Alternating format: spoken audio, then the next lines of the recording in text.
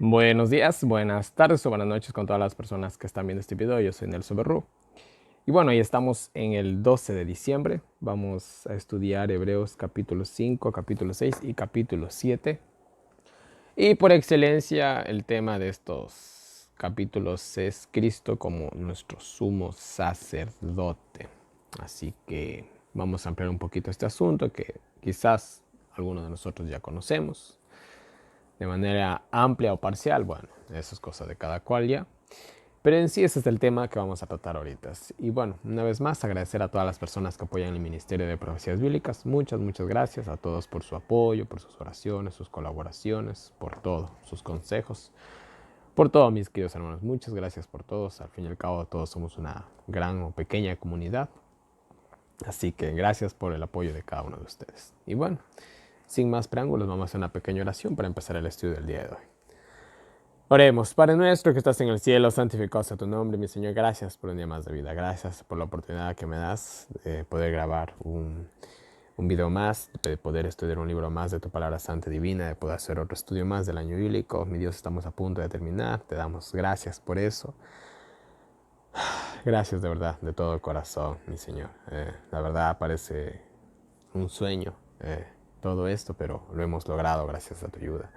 Y si pudimos hacer esto, podemos hacer muchas cosas más, y muchas cosas más grandes y más importantes para la causa, para tu causa, mi Dios.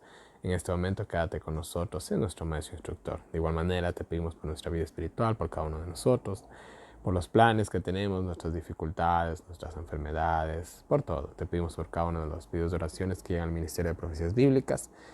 Y te pedimos también por el muro de oraciones. Te pedimos también por todos los que queremos ir a vivir al campo. Ayúdanos en estas metas, mi Dios. Te lo pedimos, te lo suplicamos todo en el nombre de tu amado Cristo Jesús. Amén. Y bueno, empezamos con el capítulo 5. Por excelencia, en mi Biblia tiene el título de La supremacía, la suprema condición de Cristo como sumo sacerdote, dice. Y tiene otro título que dice Cristo constituido sumo sacerdote por el Padre. Y más abajo tiene otro título que dice Exhortación a aceptar a Cristo como sumo sacerdote. Y en el capítulo 7 nos dice Cristo como sumo sacerdote según el orden de Melquisedec. Y así se extiende hasta el capítulo 8, el cual estudiaremos el día de mañana. Entonces vamos a hablar de Cristo como sumo sacerdote, en pocas palabras. Esto va a ser un poco fácil, ya que la mayoría de adventistas conocemos ampliamente la obra de Cristo en el santuario celestial. Ahora, los que no son adventistas o los que no son muy versados en la palabra de Dios, muy poco comprenderán esto. Pero vamos a ir tratando de explicarlo mientras estudiamos el libro de Hebreos, ¿ya? Y bueno, empieza así. Todo sacerdote es de entre los hombres y es establecido para ser representante de los hombres ante Dios y le toca ofrecer ofrendas por el pecado del pueblo. Bueno, cada sumo sacerdote que se asignó por quién sabe cuántos años y quién sabe cuántos sacerdotes eran, creo que eso sí mostré yo en el Antiguo Testamento. Creo que fueron alrededor de unos... ¿Ay, cuántos eran? No me acuerdo. Creo que eran como 40, algo así. Sí, regalé yo un cuadro, un cuadro de todos los sacerdotes que han habido en toda la Biblia. Sí, di eso yo. Pero bueno, eran algunos.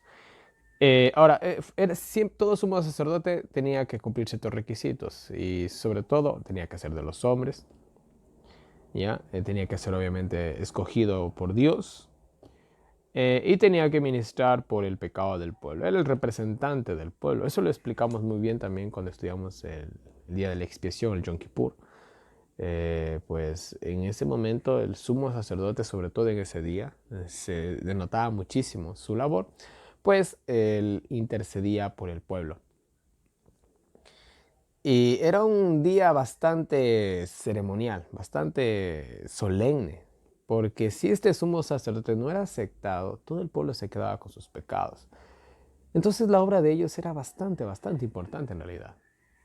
Como quizás no llegamos a percibir nosotros ya que no vivimos en ese tiempo.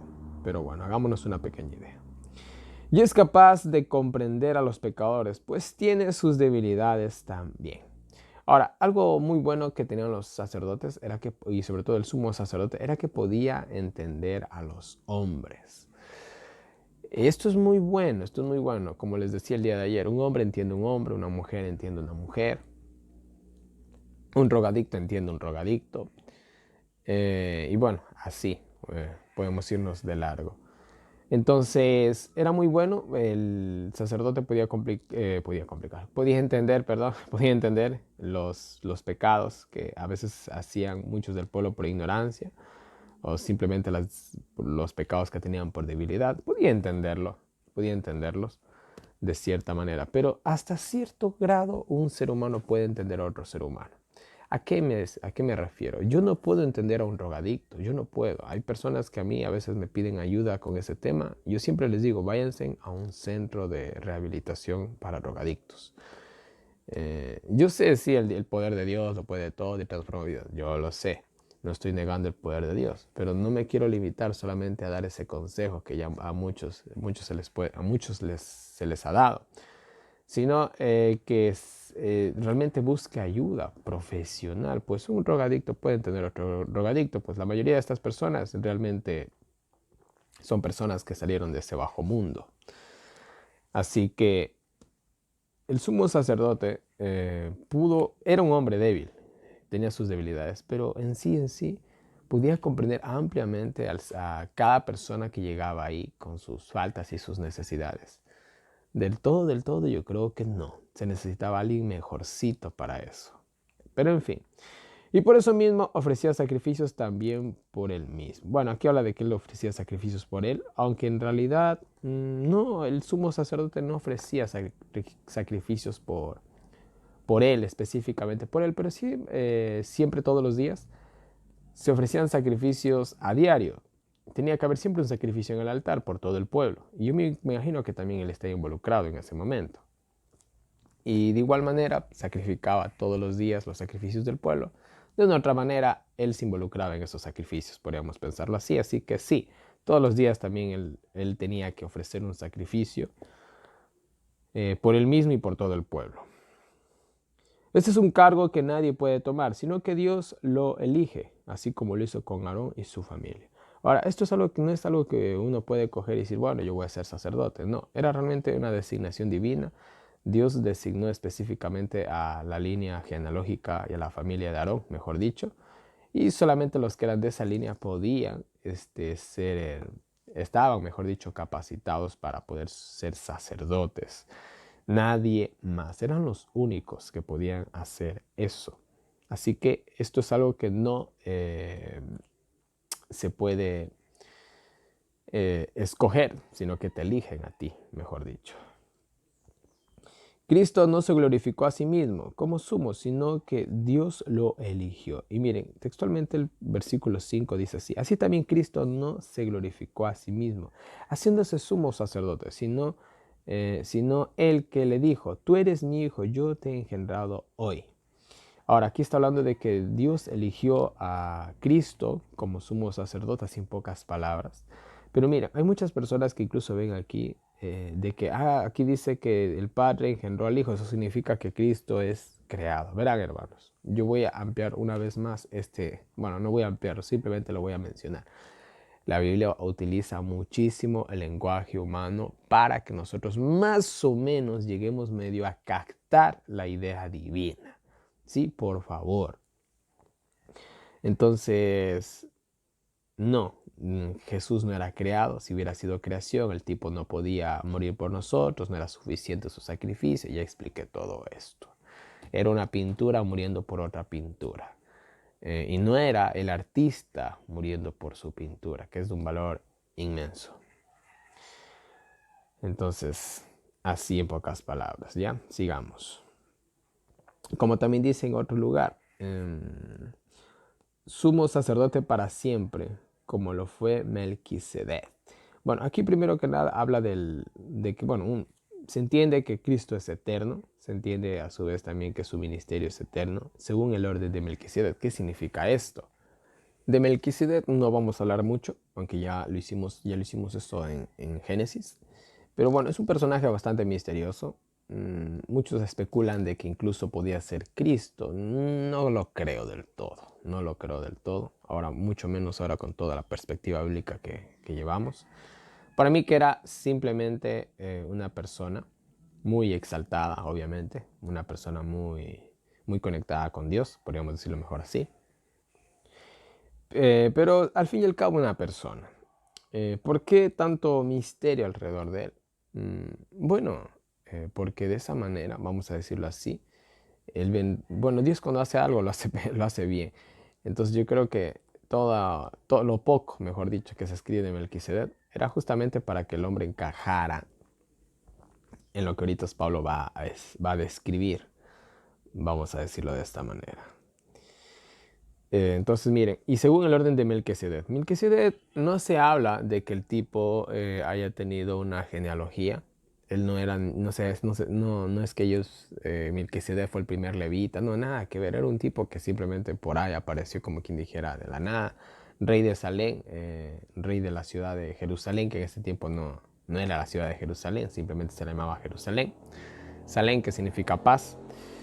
Entonces, este tipo que era, por así decirlo, rey de esa ciudad y a la vez sumo sacerdote de Dios Altísimo, era alguien muy especial como lo fue Jod, vamos a decirlo así, como lo fue Jod. Jod, ¿de dónde viene Jod? ¿Quién era Jod? ¿El papá de Jod? ¿La mamá de Jod? ¿El tío de Jod? ¿Quién era Jod?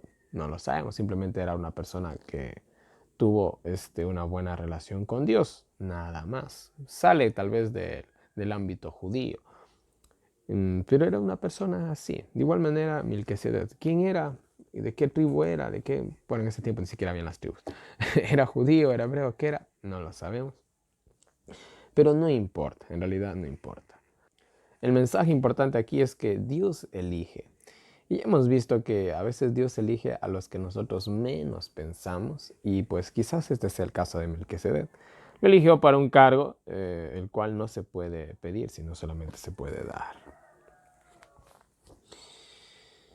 Bueno, hablando de Cristo, versículo 7, no nos olvidemos que el Padre está hablando de Cristo y dice así: en los días de su carne, en los días que estuvo aquí en el planeta Tierra, habiendo ofrecido ruegos y súplicas con gran clamor y lágrimas al que podía librar de la muerte, fue ido por su temor reverente. Bueno, ¿cómo podríamos decirlo esto? Cristo cuando estuvo en la tierra ofreció su sacrificio con gran dolor, temor y reverencia, y fue escuchado por Dios. Aprendió obediencia a la voluntad de Dios aquí en la tierra. Y esto ya lo vimos el día de ayer, de que Cristo se mega supercapacitó para poder ser el perfecto ejemplo y representante del hombre en este contexto. Porque, vuelvo a insistir, es muy diferente estar casado con una mujer 50 años que vivir en el cuerpo de una mujer por un día o por un mes quizás. Ya con eso es suficiente, creo. Es muy diferente, la experiencia sería totalmente diferente. Entonces Cristo vino, habitó en este cuerpo pecaminoso que tenemos tú y yo. Y bueno, el resto ya sabemos, el resto es historia, eso lo explica el día de ayer. Aunque era divino, aprendió obediencia a través del sufrimiento. En otras palabras, aprendió a ser hombre. Y aprendió el camino de la salvación que necesita recorrer cada hombre, mis queridos hermanos. Es algo que ¿qué les puedo decir? Se nos hace un poco complicado.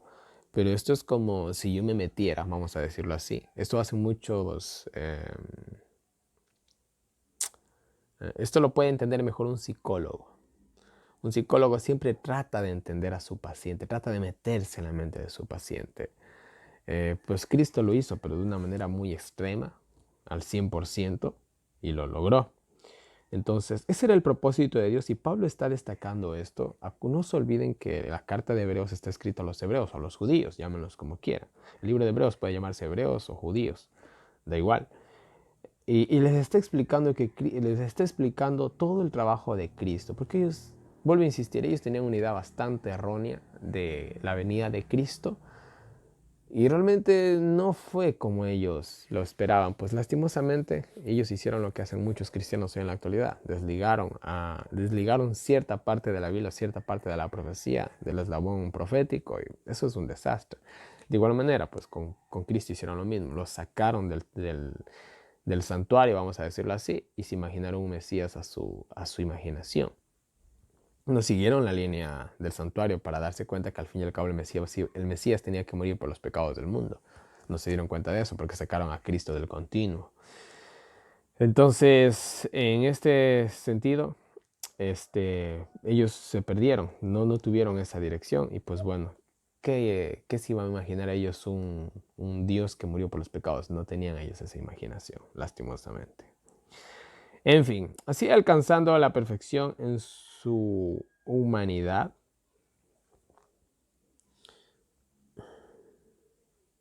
quedó capacitado para ayudarnos en el plan de salvación a todos los que lo obedecen. Verán, yo no sé cómo responder a esta pregunta.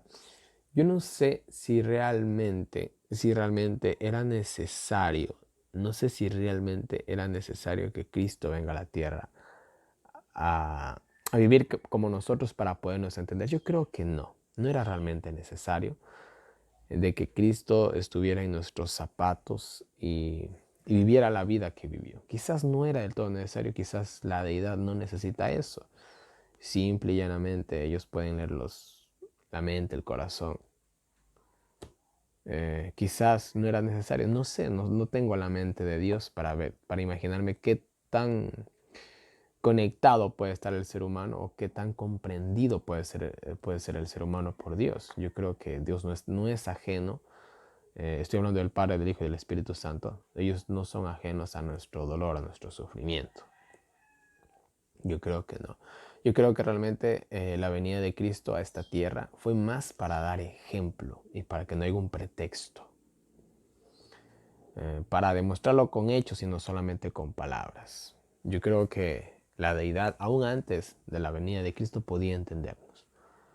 Pero ellos, para demostrar que se interesa en el hombre, que se puede vencer el pecado y bueno, y muchas cosas más, yo creo que fue necesario que ellos vinieran. O al menos uno de ellos que viniera aquí. Sea como sea, Cristo vino a la tierra y fue perfecto en carne de pecado. Logró la perfección y nos dio la clave, al fin y al cabo, nosotros para también poder hacerlo. Y así fue proclamado sumo por Dios, al igual que Melquisedec. Ahora, vuelvo a insistir, no es que Cristo venía de la línea genealógica de Melquisedec. Melquisedec no se sabe quién era la mamá, quién era el papá, no se sabe nada del tipo. Simplemente habla de que era igual que Melquisedec. En el sentido de que también era sumo sacerdote y toda la cuestión. A eso se refiere. No venía de la línea genealógica, porque para Dios eso, la línea genealógica no es nada. Él lo que ve es el corazón y el espíritu y bueno, ya saben el resto. En fin, hay mucho que decir de este tema de Cristo como nuestro sumo sacerdote.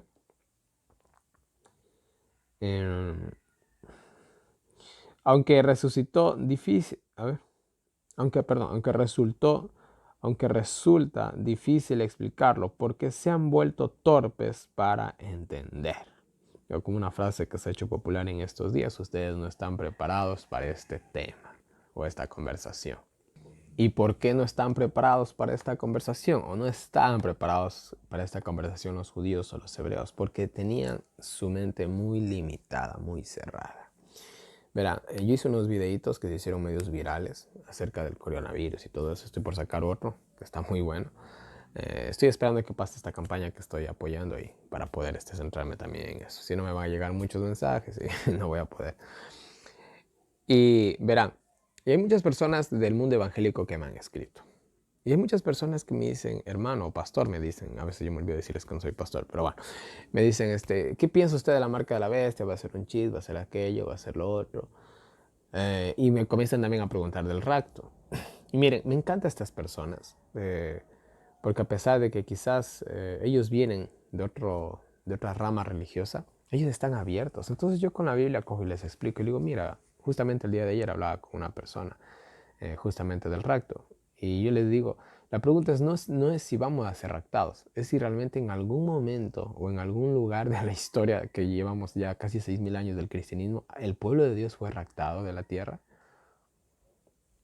Y bueno, la pregunta se contesta sola. Entonces, el pueblo de Dios nunca ha sido ni será raptado de la tierra. Al igual que el pueblo de Israel, vamos a ser protegidos por Dios, sí, en medio de la tribulación, por supuesto, pero no vamos a ser raptados de la tierra. Realmente la prueba es el fuego que nos purifica a nosotros que somos oro. Entonces les explico y me encantan estas personas porque a pesar de todo, ellos no tienen, como a diferencia de muchos adventistas, no son dogmáticos. Ellos dicen, sí hermano, es verdad, yo no me había fijado en esto, aquello y lo otro. Y cambian su mente, cambian su parecer. Nosotros siempre deberíamos de ser así. Pero el problema es que nosotros nos volvemos torpes y no llegamos a comprender más de lo que Dios nos quiere mostrar y revelar. Es cuando nosotros nos cerramos. Y cuando una persona se cierra, mis queridos hermanos, puede venir un ángel del cielo a decírtelo y no lo vas a aceptar. Puede venir el mismo Dios a decírtelo y no lo vas a aceptar. Y mejor ejemplo que ese tenemos a los fariseos. El mismísimo Hijo de Dios que resucitaba muertos, sanaba, hacía un montón de milagros que no lo hizo ni Moisés ni nadie. Les mostró hasta decir basta y ¿saben qué? No le creyeron. ¿Saben por qué? Porque no le querían creer. Entonces cuando alguien está cerrado, señores, olvídate. Ahí tú no haces absolutamente nada.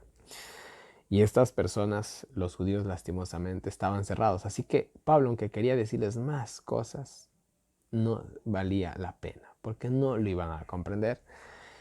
Simple y llanamente así. Deberían de ser maestros ustedes los judíos deberían ser maestros, les dice Pablo, pero al contrario, necesitan que se les vuelva a enseñar. Las primeras enseñanzas de Dios necesitan leche y aún no lo sólido. Qué triste. Qué triste. Y es verdad, yo de manera personal, me hubiera encantado ser judío. Porque ellos literalmente nacen con la Biblia debajo del hombro. O debajo del brazo, mejor dicho. Y son maestros en la palabra de Dios. ¿No? Al César lo que es del César, son maestros en la palabra de Dios. Pero lastimosamente ellos se quedaron con las primeras enseñanzas y no han avanzado más. Y ahora no solo eso, sino que las primeras enseñanzas las tergiversaron. Ellos entendieron que 2 más 2 es 5, cuando 2 más 2 es 4. Están cerca del 4, pero no es la verdad. Entonces, Pablo dice, es necesario que les vuelvan a enseñar. ¿Por qué? Y bueno, Pablo tiene que comenzar, otra vez, por así decirlo, desde el Génesis, explicar la simiente de la mujer, explicar el santuario, el tabernáculo y toda la cuestión, los sacrificios. Tiene que explicarles otra vez todo eso. Miren, sí, nosotros conocemos... Perdón, disculpen, ando un poquito malito. Entonces, ellos pueden decir, sí, nosotros conocemos todo eso, pero no de la perspectiva que ustedes conocen. Ese es el problema. Entonces ellos se quedaron, no, esto es así, y fin de la historia. Uno nunca puede ser así. Verán, ya vamos a llegar a Apocalipsis. Eso va a ser va a ser muy controversial, muy, muy controversial. Yo de manera personal les voy a presentar lo más oficial. Habrán profecías que tienen dilatación en el sentido de que son un poco ambiguas y también se presentará esos argumentos. Pero yo les digo algo, no se queden ni con uno ni con lo otro, quédense con la mente abierta. ¿Saben por qué? Porque aún no sabemos exactamente cómo van a ser los eventos finales. Entonces pueda que sea así o pueda que sea asá, no lo sabemos. Pero para eso necesitamos mente abierta. ¿Por qué? Porque mira, los mismos discípulos, disculpen, me estoy ampliando un poquito, pero es importante saber estas cosas. Los mismos discípulos no se creían del todo de que Cristo era el Mesías y toda la cuestión. No se lo creían del todo, porque si no, no hubieran actuado como actuaron en la hora final. Tenían sus dudas, eran hombres, oye, no pasa nada. ¿Ya? Pero ¿saben qué? Ellos siempre dijeron, sí, no. Tuvieron como quien dijera la mente abierta. Ni Juan el Bautista se creyó del todo de que Jesús era el Mesías. hasta que se confirmó. Nosotros de igual manera, en ciertos aspectos, nosotros tenemos que ser de mente abierta. Hay cosas que a veces no entendemos, que tienen que quedar ahí archivaditas por ahí. Hay cosas que tienen dualidad, que pueden significar dos cosas. Oye, quédate con las dos cosas pensando. Y según como vaya también aconteciendo los eventos mundiales, pues puedes decidirte por una más, más acertadamente. Y listo. Tenemos que ser así. Pero los judíos dijeron, no, viene un Mesías como rey y se acabó. No puede venir un Mesías que va a morir en una cruz. No puede ser eso. Y aunque se les mostró y tuvieron la evidencia, no lo creyeron. Se perdieron. ¿Por qué? Por su obstinación. Fueron muy obstinados. Entonces no seamos así, por favor. Porque si no, seguimos siendo bebés espirituales que necesitamos ser amamantados por nuestras madres. ¿Y cuándo vamos a comenzar a comer? ¿Cuándo vamos a comenzar a caminar y a pensar por nosotros mismos? Parece que nunca, ¿eh? El que necesita leche es inexperto o no ha practicado el evangelio de la santidad. No es más que un niño. Solo entiende lo superficial y no lo espiritual. Ellos simplemente se habían quedado con la ley. Ya de estas dos diferencias de la ley y la gracia ya hemos hablado hasta decir basta. Ellos se quedaron con la ley, lo que condena, lo que simbolizaba a Cristo. Se quedaron con el símbolo. Pero no acogieron lo espiritual, no acogieron la gracia, no aceptaron el Evangelio de Cristo, la justificación por la fe, la victoria sobre los pecados. No aceptaron eso. Al igual que la mayoría del mundo cristiano hoy se quedaron con el Cristo te perdona los pecados, pero no han aceptado que el Cristo te puede ayudar a vencer el pecado. No han aceptado eso. Hoy lo mismo pasa con el mundo cristiano en general. En general. Y el versículo final del capítulo 5 nos dice, pero a los adultos, a los esforzados, que han sacado músculos en sus sentidos y saben distinguir el bien del mal, se les ha dado de comer lo sólido. ¿Cómo tú sacas músculos? Todo el día acostado, comiendo palomitas y viendo Netflix. Así sacas músculos, ¿verdad? Te haces súper musculoso así. No. ¿Lo haces cómo? Lo haces sudando, lo haces matándote de hambre, en el sentido de que dejas tus antojos, con disciplina, con sudor, con dolor. Así sacas músculos y logras el objetivo que tú quieres. Siempre hay un sacrificio para una victoria, mejor dicho. Entonces, los que realmente se habían empeñado o realmente deseaban saber la verdad y estudiaban y bueno, bla, bla, bla, etcétera, etcétera, a ellos sí se les podía dar sólido. Dios, miren, cuando tú estudias, Dios te va revelando más, más, más, más y más. Al punto que llegas al punto que tienes que llegar o necesitas llegar. Pero si tú no te esfuerzas, hay gente que solo espera que venga alguien y les explique. Eso no es así. La verdad, nosotros necesitamos estudiar por nuestra propia cuenta, esforzarnos, quemarnos las pestañas. De lo contrario, es como, miren, ustedes quieren saber de profecías. Primero que nada, comiencen a ver documentales de historia. Sí, comiencen a ver el imperio, como era Babilonia, el imperio romano, cómo fue la Edad Media, el papado, la Santa Inquisición. Comiencen a ver documentales. Y tienen que verse algunas horas en días de documentales para que se hagan una idea de los 2600, a ver, no, 2000, sí, 2600 años que más o menos cubren las profecías. Y después de eso vayan a estudiar Daniel y Apocalipsis. Y háganlo obviamente con sus herramientas espirituales. Pero bueno, mis queridos hermanos, vamos al capítulo 6 para seguir avanzando en este tema. Y seguimos con Cristo como nuestro sumo sacerdote y continúa así. Así dejemos las enseñanzas básicas, o crezcamos, mejor dicho, en las enseñanzas básicas y vayamos a las más superiores. Entendamos que tenemos que confiar en Dios y no en las obras de la ley que llevan a muerte. Entendamos que ahora hemos pasado de la ley a la gracia. No es que la ley no sirvió, no es que la ley era mala. No, cumplió su propósito, está bien. Pero ahora tenemos que ir a la gracia, a la justificación por la fe. El bautismo, la imposición de las manos, la resurrección, el juicio, todas estas cosas. Hay que crecer en todos estos aspectos espirituales, en todas estas enseñanzas. Y es lo que haremos si Dios quiere. No se queden solamente con eso.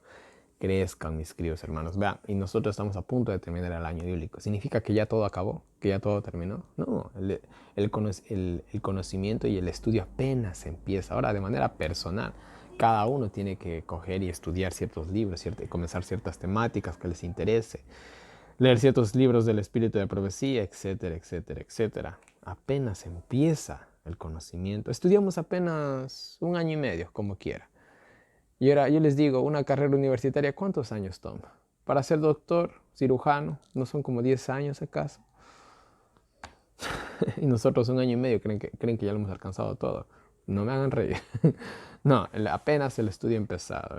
Hemos leído el libro base, eso sí. Ahora tenemos que nutrir más esta base. Para aquellos que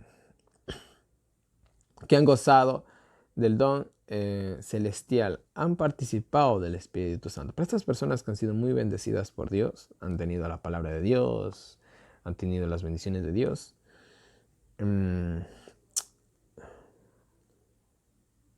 que probaron la bondad de la palabra de Dios y los poderes del mundo venidero. Todas estas personas, los judíos específicamente, que habían sido muy favorecidos por Dios, si ellos caen en el pecado, bueno, aquí dice, miren, vamos a explicar esto, pero bueno, les voy a leer. Es imposible, estas personas que alguna vez fueron muy encumbradas, fueron estrellas en el cielo, fueron personas muy estudiadas. Todas estas personas cuando caen en el pecado, dice, es imposible sacarlos del pecado. Cuando están crucificando al Hijo de Dios y difamándolo públicamente. ¿Por qué? Porque es imposible que estas personas se salven. ¿Saben por qué? Porque no quieren, simplemente no quieren arrepentirse. Simplemente están cerrados. Dicen, no, esto es así y punto. Y yo sé más que ti, así que tú no me vas a decir a mí lo que creer y lo que no, y que no creer. Ese es el problema con estas personas, lastimosamente. Por eso es imposible que se salven, a menos que dejen sus ideas y traten de hacer la voluntad de Dios. Cuando la tierra aprovecha el agua, produce hierba, una hierba provechosa para los que labran la tierra. Así la tierra recibe bendición. Pero si la tierra aprovecha el agua para producir espinos, será maldecida y quemada. O sea, será una tierra simplemente que no sirve.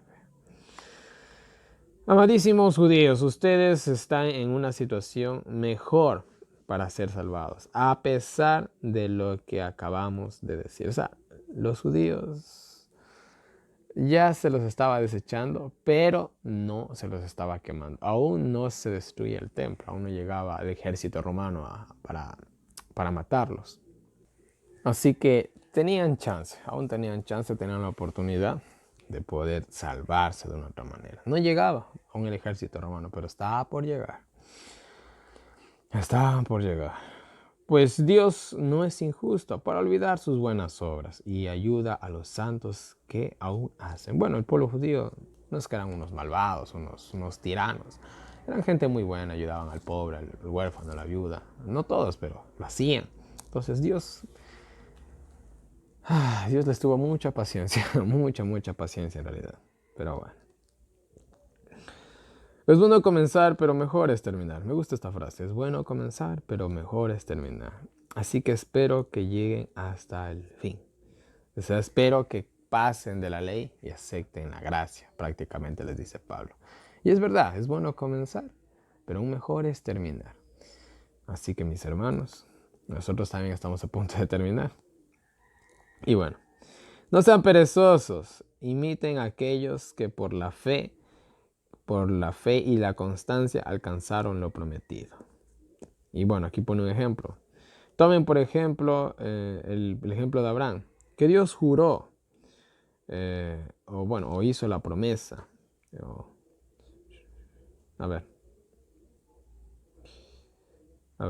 Ya. Tomen el ejemplo de Abraham, pues Dios se le prometió y juró por sí mismo, ya que no había otro mayor. Bueno, eso también ya hemos visto, que Dios jura por él mismo, porque ¿quién es mayor que Dios? Pues nadie. Nosotros sí podemos jurar por Dios, que es mayor que nosotros, pero él tiene que jurar por él mismo, pues no hay nadie mayor que él. diciéndole que lo bendeciría y multiplicaría. Ya conocemos todos esa historia. Esperando con paciencia alcanzar la promesa. Los hombres juran por uno mayor que él, y si hay algo en duda, el juramento lo aclara. Y es verdad, cuando a uno le están dudando y dice, ¿sabes qué? Te juro por Dios que eso es así. Entonces uno como, y peor si es un cristiano, uno ya le cree. Eso es algo que se da muy cotidianamente en nuestra vida diaria. Por eso Dios se comprometió en juramento para asegurar aún más la promesa. Ahora mire, aquí nos pone el ejemplo de Abraham, que no solamente le prometió, sino que le juró. Y bueno, ya conocemos la historia de Abraham, que al fin y al cabo cumplió la promesa, aunque Abraham tal vez no la vio del todo cumplida, lo hizo. Entonces hay doble garantía. Así nosotros también tenemos doble garantía, pues Dios no miente para, eh, para aferrarnos a esta esperanza que nos dio. O sea, Dios no miente. El hecho, Pablo está diciendo, señores, así como a Abraham se le prometió y se le juró y se le juró y se le cumplió la promesa, lo mismo es con nosotros ahora. Hay un nuevo pacto. Ahora lo mismo es con nosotros ahora. A nosotros también se nos promete y se nos jura de que por medio de la gracia podemos acceder al trono de Dios y ser limpios de todo pecado para el reino de los cielos. Se nos promete y se nos jura esto, así como se le prometió y se le juró y se le cumplió a Abraham, igualmente a nosotros. Y esta promesa y este juramento dice que es como un ancla segura y firme. Y bueno, aunque quizás nosotros no tengamos conocimientos marítimos, un ancla no la mueves, no la mueves por nada del mundo. Los barcos que son inmensos, todo barco utiliza un ancla. Eso coge una vez que cae en el fondo del mar, eso no lo mueve nadie y el barco está estable. Entonces, toda esta promesa a nosotros es un ancla que nos da firmeza y seguridad. Y que penetra hasta dentro del velo. Ahora miren, aquí nos pone aquí este pasaje bíblico es bien controversial. Muchos lo interpretan así, y que penetra hasta el lugar santísimo.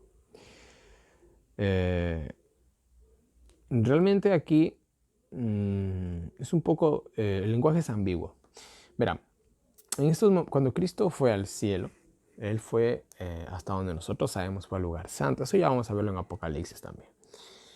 Y en el lugar santo, pues, hizo lo que tenía que hacer. Ahora, en el lugar santísimo está haciendo lo que tiene que hacer. Pero Jesús pasó del lugar santo al lugar santísimo específicamente el 22 de octubre de 1844 por la profecía de las 2300 tardes y mañanas. Ya hemos hablado de todo eso.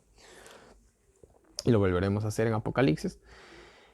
Y la cuestión es que realmente el versículo 19 habla de que Cristo pasó el velo. Cristo está ahora en el lugar santo.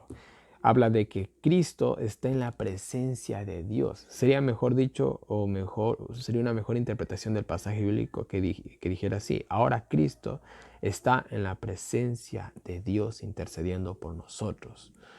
Pasó del plano físico al plano espiritual. Nosotros teníamos el plano físico, pero ahora se ha pasado al plano espiritual. Prácticamente es lo que trata de decir. Porque realmente cuando Pablo habla del lugar santísimo en Hebreos mismos, en el capítulo 9, versículo 3, habla del segundo velo. No nos olvidemos del cómo era, no tengo una imagen, no nos olvidemos de cómo era el tabernáculo. Espero que se pueda apreciar bien. Este es el tabernáculo. La entrada tenía un primer velo, esta de aquí. Esta separaba, obviamente, esto impedía que incluso la gente de afuera pudiera ver el lugar santo, lo cual solamente los sacerdotes podían tener acceso. Entonces, este sería el primer velo, conocido así por los judíos específicamente. Y el segundo velo sería el que está aquí, el que separa el lugar santo del lugar santísimo, es el que está aquí. Esta es una imagen ilustrativa, como ustedes pueden ver. Entonces, Pablo más adelante habla del segundo velo. Primer velo, segundo velo. Pero en este pasaje bíblico, si es que se está hablando del velo, se está hablando del primer velo. Pero vuelvo a insistir, la mejor interpretación es de que Cristo fue la presencia de Dios. Y sí, el trono celestial en algún momento estuvo en el lugar santo, ahora está en el lugar santísimo. Pues si no olvidan el estudio que tuvimos en Ezequiel, creo que fue, Sí, fue en Ezequiel. Las ruedas. El trono de Dios es una especie de vehículo que se mueve de un lado para otro. Eso también ya lo vamos a ver un poquito más en Apocalipsis. Y bueno, pasó del lugar santo al lugar santísimo el 22 de octubre de 1844. Entonces, ahora nosotros tenemos a Cristo en la presencia del Padre, dice Pablo, y en ese contexto de esa época, Cristo estaba en el lugar santo. Así que los que piensen que realmente aquí Jesús pasó del lugar santo al lugar santísimo, no. La verdad, Apocalipsis nos muestra a Jesús muchas veces antes de 1844 en el lugar santo. Solamente después de 1844 lo vemos a Jesús en el lugar santísimo. Pero eso ya lo vamos a ver en Apocalipsis, así que no coman ansias. Ahí se va a aclarar un poquito más este pasaje bíblico que ahorita va a quedar así. Y el pasaje final nos dice, donde Jesús entró por nosotros, por amor a nosotros, hecho por siempre sumo sacerdote como lo fue Melquisedec, o como era Melquisedec, no según la línea genealógica de Melquisedec, sino sumo sacerdote como fue Melquisedec. Es lo que nos dice aquí. Y bueno, ahí termina el capítulo 6. Vamos al capítulo 7. Y bueno, capítulo 7 empieza así para terminar. La escritura nos habla de Melquisedec, bueno, aquí nos cuenta la historia de él cuando se encontró con Abraham, que recibió Abraham. Abraham le dio el diezmo, habla del nombre de Melquisedec, que significa rey de justicia, y también rey de Salem, que es rey de paz. Era sin genealogía, no se sabe cuándo murió, cuándo nació, cuál era su padre, no se sabe nada de él, el tipo es un misterio total. Y fue tan honorable que Abraham le dio diezmos. Ahora mira, aquí se va a magnificar un poquito a Melquisedec. Los levitas tenían derecho y autorización de tomar diezmos, así también Melquisedec. Tomó los diezmos y los bendijo. Aquí habla cuando tomó los diezmos de Abraham y los bendijo. Bueno, lo bendijo a Abraham, mejor dicho. Y bueno, aquí dice algo interesante. El mayor siempre bendice al menor. En otras palabras, Melquisedec era mayor que Abraham y obviamente que toda su genealogía. O sea, Melquisedec era más que él, podríamos decirlo así. Los levitas son mortales, reciben el diezmo, cuanto más este que vive por medio de Jesús. Ahora, si los levitas que eran simples mortales recibían el diezmo, y el recibir el diezmo era un símbolo obviamente de reconocimiento divino, de que eran aprobados por Dios y bueno, toda la cosa.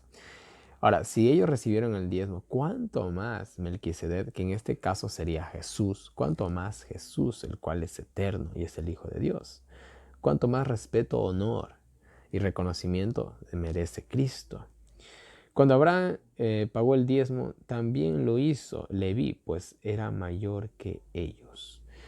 De esa manera, el sacerdocio levítico era menor al sacerdocio de Melquisedec, porque ellos le ofrecieron diezmos a él por medio de Abraham.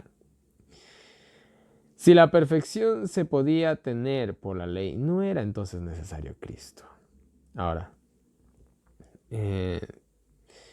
pero como cambió el sacerdocio, también debe cambiar la ley. Ay, bueno, ustedes creo que sí me van entendiendo. Realmente ya hablamos esto de la ley no podía perfeccionarse, pero tuvo que cambiarse la ley. Ahora tuvo que cambiarse el símbolo, tiene que cambiarse el símbolo por lo real, que en este caso era Cristo. Ahora, si se cambió el símbolo, también tenía que cambiarse la ley. Pero estamos hablando de la ley ceremonial, no la ley de los 10 mandamientos. Pues Jesús, miren, Jesús no era de la tribu de Leví, sino era de dónde? Era de la tribu de Judá. De esta tribu de la cual Moisés no habló, de esta tribu no tenían que salir los sacerdotes. Y lo que decimos es más claro, si surge otro sacerdote como Melquisedec. Ahora, Melquisedec era una incógnita, no era de la tribu de Leví. Ahora, ha aparecido alguien como Melquisedec, que también, por así decirlo, no es de la tribu de Leví, pero es mayor que Leví.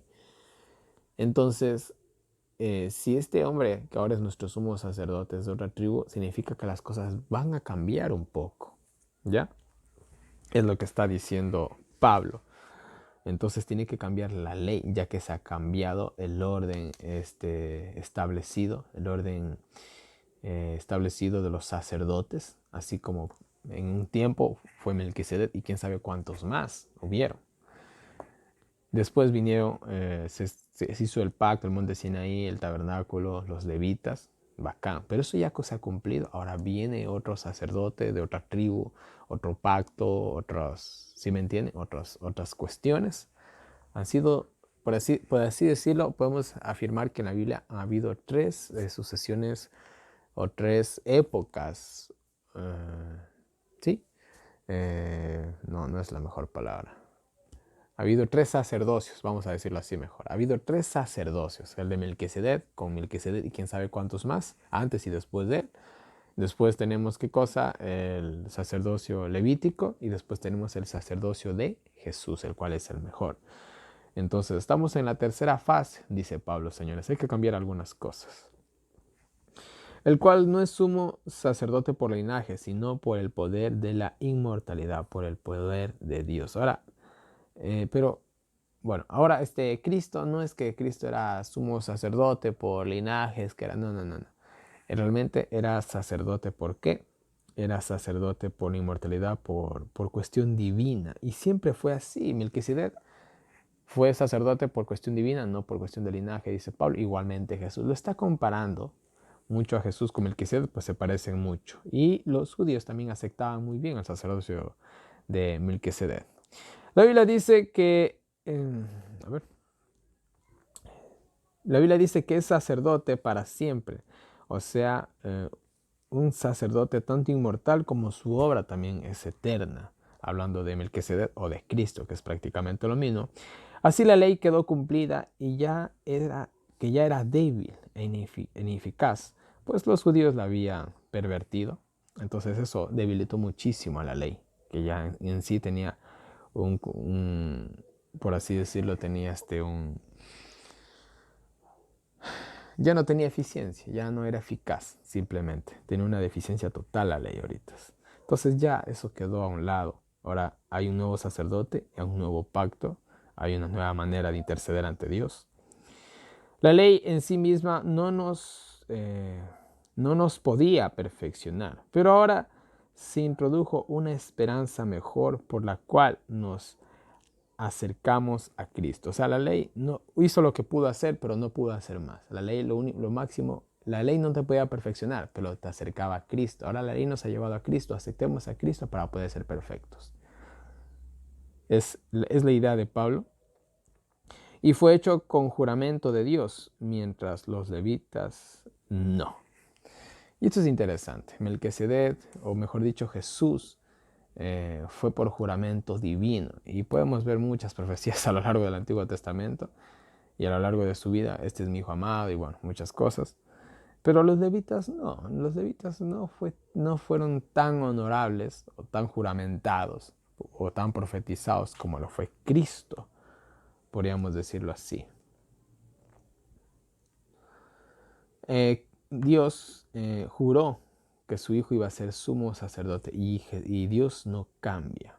Por eso ahora Jesús nos da un mejor pacto. Ahora entramos en un nuevo pacto, un pacto mejor, no un pacto en el cual tenemos que estar sacrificando a los animales a diario para el perdón de nuestros pecados. No, ahora tenemos que ir a Cristo, tenemos que aceptar a Cristo, ir a Él para el perdón de los pecados. Es lo que ha cambiado, señores. Ha cambiado el sacerdocio y ha cambiado el pacto. Han cambiado las condiciones del contrato que hemos firmado. Además, los otros sacerdotes fueron muchos, pues eran mortales y morían. Pero este sacerdote es eterno y permanece para siempre, él y su sacerdocio. Dios es eterno, su sacerdocio es eterno, en fin. Por eso Él puede salvar a los que van a Dios por medio de Él. Y nos convenía tener un sumo sacerdote así, un sumo sacerdote santo, inocente, limpio, apartado de los pecadores, o mejor dicho, apartado del pecado, o sin pecado, perfecto, y hecho más sublime que los cielos. Y sobre todo lo tenemos en los cielos. O sea, nos beneficia un sumo sacerdote así, más que los sumos sacerdotes que tenemos aquí en la tierra. no ofreció, que no tenga pecados como los otros, pues solo ofreció un solo sacrificio, que fue él mismo. Vuelta a los otros sacerdotes, quizás no está escrito realmente de que ellos ofrecían por sí mismos sacrificios todos los días, pero parece ser que lo hacían de manera implícita en los sacrificios que ofrecían al pueblo también. Sea como sea, eran débiles y pecadores y siempre necesitaban redención.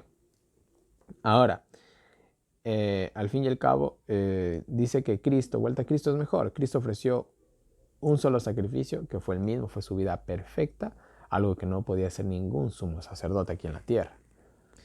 Simple y llanamente es un sumo sacerdote mejor de lo que podríamos pedir. La ley solo establecía sumos sacerdotes imperfectos, pero el juramento después de la ley,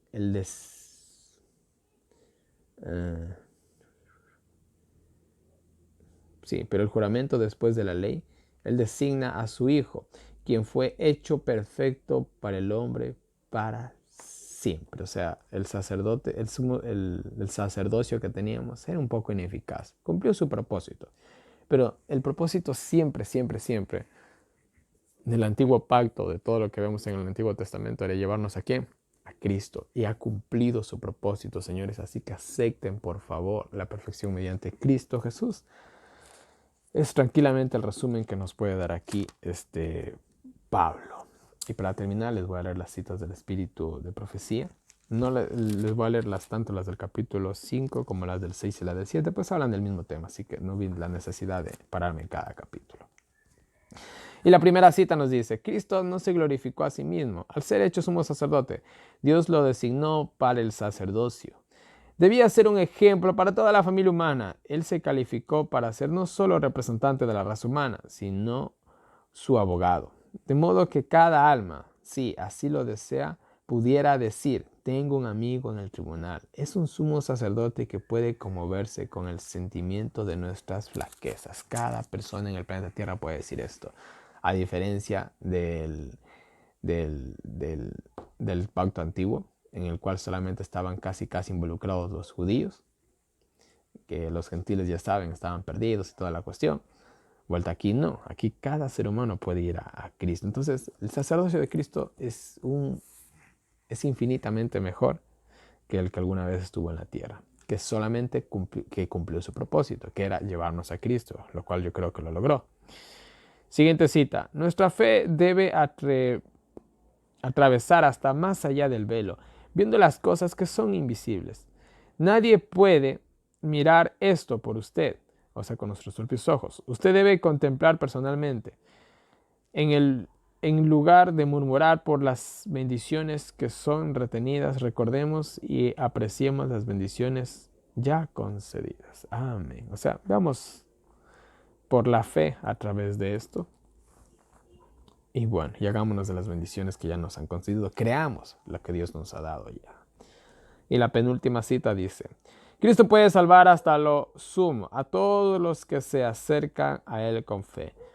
Si se lo permiten, los limpiará de toda contaminación, pero si se aferran a sus pecados, no hay posibilidad de que sean salvos, pues la justicia de Cristo no cubre los pecados por los cuales no ha habido arrepentimiento. Miren, si tú no te arrepientes de sus pecados, Dios no te puede borrar esos pecados. Dios ha declarado que aquellos que reciben a Cristo como su Redentor, aceptando como aquel que quita todo pecado, recibirán el perdón de sus transgresiones. Estas son las condiciones de nuestra elección. La salvación del hombre depende de que reciba a Cristo por fe. Los que no quieren recibirlo pierden la vida eterna, porque se niegan a aprovechar el único medio proporcionado por el Padre y el Hijo para la salvación de un mundo que perece. Señores, te salvas o te pierdes, y es cosa de cada cual. Y la última cita nos dice, Cristo está alerta, conoce todas nuestras aflicciones, nuestros peligros y nuestras dificultades, y llena su boca con argumentos en nuestro favor. Adapta su intercesión a las necesidades de cada alma, como lo hizo en el caso de Pedro. Nuestro abogado llena su boca con argumentos para enseñar a los suyos, probados y tentados. a fin de que estén firmes contra las tentaciones de Satanás. Interpreta cada movimiento del enemigo, ordena los sucesos. Bueno, tenemos a alguien que hace, no solamente intercede por nosotros, sino que hace todo por nosotros, mis queridos hermanos. Y este ha sido el estudio del día de hoy, un poco ligero. Y creo que los demás capítulos también van a ser así un poquito. Y bueno, mis queridos hermanos, una vez más en pantalla tienen toda mi información de contacto para todas las personas que quieran agregar algo a recibir los enlaces del año bíblico, los audios del año bíblico, preguntas, sugerencias, correcciones, cualquier cosita, háganlo llegar por ahí. Ahí tienen las diferentes maneras en las que me pueden apoyar. Muchas gracias a las personas que me pueden apoyar. De igual manera les dejo un enlace en la descripción de este video para PayPal, para los que me puedan colaborar por ese medio. Y bueno, mis queridos hermanos, no les canso más. Que Dios nos bendiga a cada uno de nosotros, nos ayude a seguir adelante y nos vemos el día de mañana con un nuevo video.